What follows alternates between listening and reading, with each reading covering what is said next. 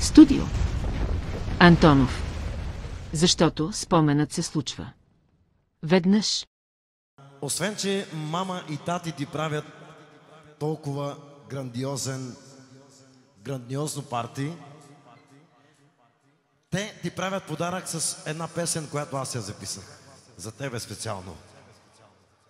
Мама малко те е разочаровала, каза, че не съм записал песен сигурно, но аз съм записал песен. Това трябваше да остане в тайна и да се изненадаш тук сега на бала. И това е специално само за теб и само за теб.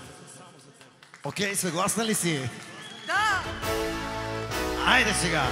Сега, младежите, нека да подкрепим отново специално нашата прекрасна абитуриентка Емилия!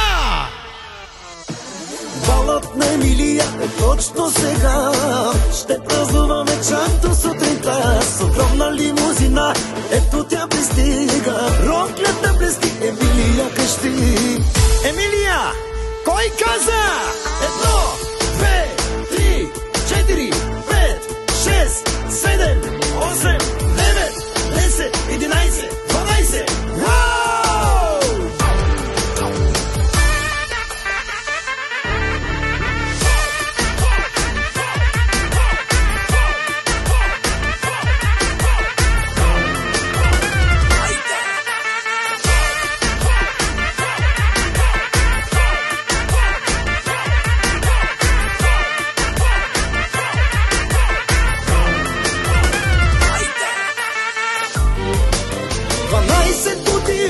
Чакаме това бал да направим на нашата дъщеря.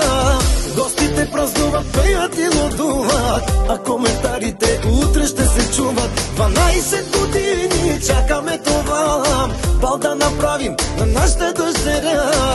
Гостите празнуват, пеят и лудуват, а коментарите утре ще се чуват. Ние не сме реплика, ние сме оригинала. Балът на Емилия е точно сега. Ще празнуваме чак до сутринта. С огромна лимузина, ето тя пристига. Роклята блести, Емилия къщи. Балът на Емилия е точно сега. Ще празнуваме чак до сутринта. С огромна лимузина, ето тя пристига. Роклята блести, Емилия къщи. Емилия, кой каза? 1, 2, 3, 4, 5, 6, 7, 8, 9, 10, 11, 12. Вау!